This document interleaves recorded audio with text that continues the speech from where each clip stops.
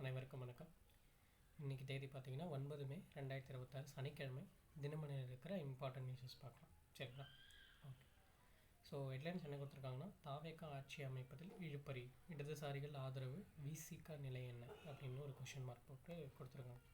So நேற்று பார்த்திங்கன்னா சில சேஞ்சஸ் நடந்தது. என்னென்னா, ஆல்ரெடி தமிழக வெற்றி கழகத்துக்கு 112 சீட்டு இல்லையா, 112 சீட்டு ஆதரவு இருந்துச்சு. காங்கிரஸ் வந்துட்டாங்க அதனால். சரியா?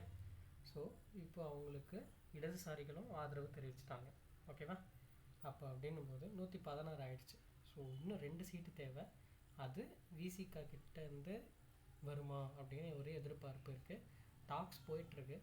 நேற்று விடுதலை சிறுத்தைகள் கட்சி என்ன சொல்லியிருந்தாங்கன்னா, நாங்கள் முடிவை இன்றைக்கி காலையில், அதாவது மே 9 காலையில் அறிவிப்போம் அப்படின்னு சொல்லியிருந்தாங்க. இது வரைக்கும் நியூஸஸ் வரலை. பார்ப்போம் என்ன நடக்குதுன்னு சொல்லிட்டு. அது மட்டும் இல்லாமல் நிறைய ரூமர்ஸ் போயிட்டுருக்கு. லைக் டிஎம்கே ப்ளஸ் ஏடிஎம்கே சேர்ந்து திருமாவளவனை அவர்களை முதல்வர் பதவியில் அமர வைக்க போகிறதா சொல்கிறாங்க. நிறைய ரூமர்ஸ் போயிட்டுருக்கு. இந்தியன் யூனியன் முஸ்லீம் லீக் அவங்க நாங்கள் ஆதரவு தரலை அப்படின்னு சொல்லிட்டாங்க டைரெக்டாக. அது மட்டும் இல்லாமல் குதிரை பேரம் நடந்துகிட்ருக்கு வாங்கிறதுக்கு. நேற்று அமமுக கட்சி அவங்களோட ஒரு எம்எல்ஏ காணாமல் போயிட்ட மாதிரி ஒரு நியூஸஸில் வந்தது. ஓகே, பார்ப்போம் இப்போதைக்கு என்ன நடக்குதுன்னு சொல்லிட்டு. ஸோ இன்றைக்கி தெரிஞ்சிடும். இன்றைக்கி ஆதரவு கொடுத்துட்டாங்கன்னா இன்றைக்கி அந்த செரிமோனிஸ் நடக்க வாய்ப்பு இருக்குது. ஓகே, சரி. அடுத்து இதனிடையே நிறைய போராட்டங்கள் அந்த மாதிரி நடந்துச்சு. நேற்று +2 ரிசல்ட்ஸும் விட்டுருந்தாங்க. ஸோ நம்ம தமிழகத்தில் ஒரு நல்ல தேர்ச்சி விகிதம் தான். ஓகே, அடுத்து வந்தோம்னா, ஸோ இங்கே பார்த்தீங்கன்னா, தமிழகத்தில் பயணிகளை கையாள்வதில் சென்னை விமான நிலையம் முதலிடம் அப்படின்னு கொடுத்துருக்காங்க. ஸோ 2021 அந்த ஃபினான்ஷியல் இயர் இருக்குது இல்லையா, April 2025 to April 1 to 2026 March, அதில் பார்த்தீங்கன்னா தமிழக பயணிகளை அதிகமாக கையாள்வதில் சென்னை விமான நிலையம் தான் முதல்ல இருக்குது. சரியா? இது அவ்வளோ இம்பார்ட்டன்ட் இல்லை, ஜஸ்ட் நம்ம தெரிஞ்சுக்கிறோம். ஓகே, அடுத்து செகண்ட் பிளேஸ் பார்த்திங்கன்னா கோவைக்கு போயிருக்கு. 3வது இடத்துல திருச்சிக்கு போயிருக்கு. ஓகே, சரி. அந்த கவுண்ட் நமக்கு தேவையில்லை, பட் இருந்தாலும் நம்ம பார்த்துக்குறோம். சென்னையில் பார்த்திங்கன்னா 2,30,00,000 பயணிகள். Okay, 2 crores. இங்கே பார்த்திங்கன்னா 32 lakhs. திருச்சியில் 22 lakhs. அதை மட்டும் நம்ம பார்க்குறோம். ஓகே, நெக்ஸ்ட் வந்தோன்னா, இன்றைக்கி எடிட்டோரியல் ஃபுல்லாக மேற்கு வங்கத்தை பற்றி கொடுத்துருந்தாங்க.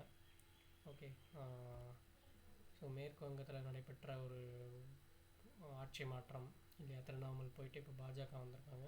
அந்த பாஜக தலைவருக்கு கூட சுவேந்து அதிகாரி அப்படின்றவர் முதல்வராக பதவியேற்க போகிறாரு. கிட்டத்தட்ட 202 இடங்கள் ஜெயிச்சிருக்காங்க. பாதிக்கும் மேலே முக்கால்வாசி ஜெயிச்சிட்டாங்க. 294ல் 202 சீட்ஸ் அவங்க ஜெயிச்சிட்டாங்க.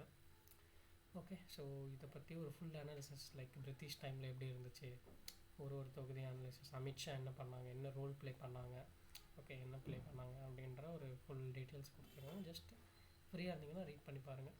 அவ்வளோ இம்பார்ட்டண்ட் இல்லை. ஓகே, அதே மாதிரி இங்கே ஆர்டிக்கலில் தீர்வு காண வேண்டிய போதை கலாச்சாரம் அப்படின்னு சொல்லிட்டு போதை பயன்பாடை பற்றி டிஸ்கஸ் பண்ணியிருக்காங்க. ஓகே, ஏன்னா முன்னே இருந்த ஆட்சிகளில் உங்களுக்கே தெரியும் அது எந்த அளவுக்கு இருந்துச்சு அப்படின்னு சொல்லிட்டு. இப்போது நடக்கக்கூடிய இந்த ஆட்சி மாற்றமாவது இதை தடுக்குதா அப்படின்ற ஒரு கேள்வியோட இந்த ஆர்டிக்கல் இருந்துச்சு. இந்த போதை கலாச்சாரத்துக்கு முடிவு கட்டணும் அப்படின்ற மாதிரி.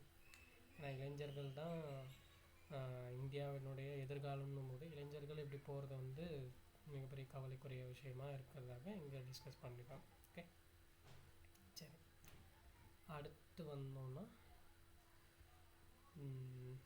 நம்ம ஆல்ரெடி சொன்னது தான், மேற்கு வங்க முதல்வராக சுவேந்து அதிகாரி இன்றைக்கி பதவியேற்க போகிறாங்க. ஸோ அங்கே 2 துணை முதல்வர் பதவிகள் டிஸ்கஷன்ஸ் போயிட்டுருக்கு. சரியா? ஓகே, அது மட்டும் இல்லாமல் ஒரு பெண் எம்எல்ஏவை இவங்க துணை முதல்வராக ஆக்க போகிறாங்களா அப்படின்ற மாதிரி டிஸ்கஷன்ஸ் இருக்குது. அக்னிமித்ரா பால் அப்படின்றவங்களையும் சங்கர் கோஷ் அப்படின்றவங்களையும் துணை முதல்வராக பரிசீலிக்கப்பட்டிருக்கு அப்படின்ற மாதிரி நியூஸஸ் வந்திருக்கு. இவர் சுவேந்து அதிகாரின்றவர் பார்த்திங்கன்னா ஆக்சுவலி திரிணாமுல்ல இருந்தவர். அவர் திரிணாமுல்ல இருந்து 2020 பாஜகவில் சேர்ந்து இப்போது சட்டப்பேரவையில் போட்டிட்டு ஜெயிச்சு முதல்வராக இருக்கார். ஓகே, சரி. நெக்ஸ்ட்டு வந்தோன்னா, அகைன் +2 பொதுத் தேர்வு 95% தேர்ச்சி விகிதம். ஸோ ஓகே, அவ்வளோ இம்பார்ட்டண்ட்டாக இல்லை. அடுத்து பார்த்தோம்னா இன்றைக்கி பெரிய அளவு செய்திகள் இல்லை, நம்ம இம்பார்ட்டண்ட்டாக நோட் பண்ணக்கூடியது. இங்கே ஒன்று பார்த்தீங்கன்னா, இந்தியா உள்ளிட்ட நாடுகள் மீது ட்ரம்ப் விதித்த 10% பரஸ்பர வரி ரத்து, அமெரிக்க நீதிமன்றம் உத்தரவு. ஸோ நம்ம பார்த்துருந்தோம், அமெரிக்கா நீதிமன்றத்தில் ஒரு வழக்கு ஒன்று போட்டிருந்தாங்க. இந்த மாதிரி ட்ரம்ப் வந்து அடிஷ்னல் டேரிஃப் வந்து போடுறாரு அப்படின்னு சொல்லிட்டு, பரஸ்பர வரி ரெசிப்ரோக்கல் டேரிஃப் வந்து போடுறாரு அப்படின்னு. அது வந்து நிறுத்தி வச்சுருந்தாங்க இல்லையா. ஓகே, ஸோ இப்போ அதை வந்து அந்த மாதிரி போடக்கூடாதுன்னு சொல்லியிருந்தாங்க. இப்போது என்ன சொல்லியிருக்காங்கன்னா, அது ரத்து செய்யப்படுகிறது அப்படின்னு சொல்லியிருக்காங்க. இப்போது ட்ரம்ப் வந்து 15% 10%ன்னு போட்டிருந்தார் நமக்கு பிப்ரவரி டைமில். ஓகே, அது கால வரையின்றி இது தொடங்கும் அப்படின்ற மாதிரி அதை வந்து இப்போ ரத்து பண்ணியிருக்காங்க அமெரிக்க உயர்நீதிமன்றம். ஓகே, சரி, சாரி, அமெரிக்க உச்ச நீதிமன்றம், சாரி, உயர்நீதிமன்றம்னு சொல்லிட்டேன்.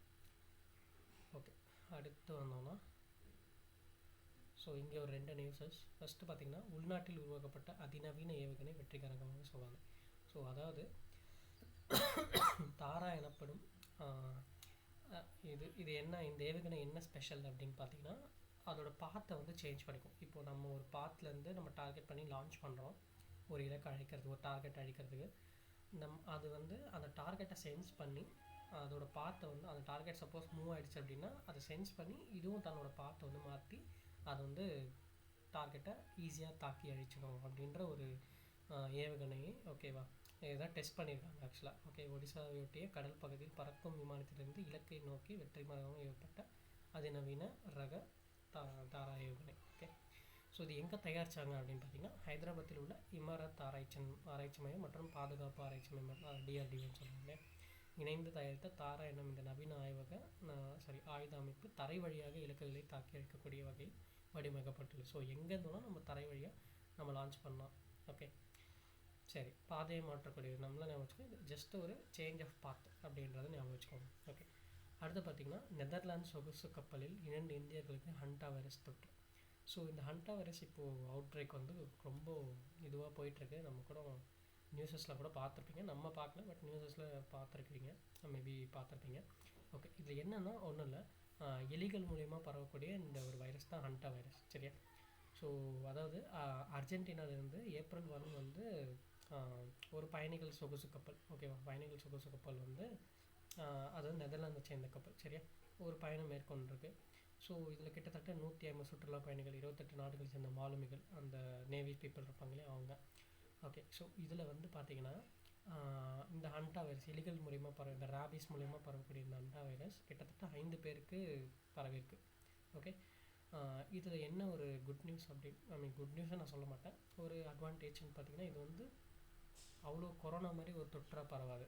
ஓகே, ஒரு எலி கடித்தாலோ இல்லையா, இருந்தாலும் நம்ம அவங்க தனிமைப்படுத்தணும். ஓகே, இருந்தாலும் பட் இது ஒரு கொரோனா மாதிரி ஒரு பரவக்கூடிய, ஒரு வேகமாக பரவக்கூடிய ஒரு தொற்று இதை பார்க்கப்படலை. எல்லாரையும் தனிமைப்படுத்தணும் அப்படின்றது ஒரு கோரிக்கை இருந்திருக்கு, அதை வந்து இப்போ அவங்களும் பண்ணிகிட்ருக்காங்க. சரியா, இதில் அதில் வேலை செஞ்ச 2 இந்திய மாலுமிகளுக்கு அந்த வைரஸ் வந்து பாதிக்கப்பட்டிருக்கு. ஸோ அவங்களே வந்து தனிமைப்படுத்த சொல்லியிருக்காங்க. சரியா, அதான் நம்ம உலக சுகாதார அமைப்பு விளக்கம் கொடுத்துருக்காங்க. இது வந்து ஒரு தொற்று நோய் அல்ல, கொரோனா போல அல்ல, இது பரவும் தன்மையை முற்றிலும் வித்தியாசமானது. பொதுவாக எலிகள் மூலம் பரவுகிறது, எனினும் தொற்று பாதிப்புள்ளான மனிதர்களிடமிருந்து இன்னொருக்கு பரவிப்பதாக கண்டறியப்படலை. எனினும் இது எலிகள் மூலமாக இருந்தாலும் நம்ம அந்த அட்டாக் ஆனவங்களுக்கு இருந்து இப்போது இவங்களுக்கும் பரவுதுன்ற மாதிரி கண்டுபிடிச்சிருக்காங்க. இதுவே ஃபஸ்ட் டைம் இந்த மாதிரி பண்ணுறது. சரியா, ஸோ அவங்களோட நம்ம தொடர்பில் இருந்தால் மட்டும்தான் நம்ம பரவும். இது ஒரு பெரிய அவுட் பிரேக்காக பார்க்கப்படுது. இது என்னன்னு பார்ப்போம், ரொம்ப இம்பார்ட்டண்ட்டான விஷயம் தான். ஜஸ்ட்டு கூகுளில் கூட சர்ச் பண்ணி பாருங்கள், இதோட ஸ்ட்ரக்சர் என்ன அந்த மாதிரி கூட. ஓகே, சரி, அடுத்து வந்தோம்னா அவ்வளோதான், வேறு எதுவும் முக்கியமான செய்திகள் இல்லை. நம்ம நாளைக்கு சந்திக்கலாம். தேங்க்யூ.